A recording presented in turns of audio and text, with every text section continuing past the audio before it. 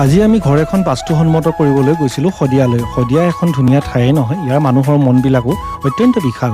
আমি ঘৰখনলৈ গৈ এটা কথা উপলব্ধি কৰিলোঁ যে ভুল স্থানত দুৱাৰ থাকিলে এখন ঘৰে অত্যন্ত ভুগিবলগীয়া হয়।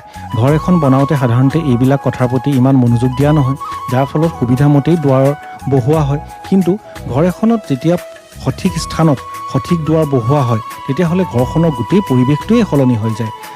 ঘৰৰ দুৱাৰৰ স্থান নিৰূপণ কৰাটো ইমান সহজ নহয়। আমাৰ প্ৰায় 2 ঘণ্টাতকৈ বেছি সময় লাগে। আমি ঘৰ এখন চাবলৈ গ'লে ক'ত দুৱাৰ বহিব সেয়া আমি চিন দি আহোঁ। অকল সেয়াই নহয়, ঘৰৰ প্ৰতিটো কোঠাত বাস্তুসন্মতভাৱে এক নিৰ্দিষ্ট ৰং বহিব লাগে।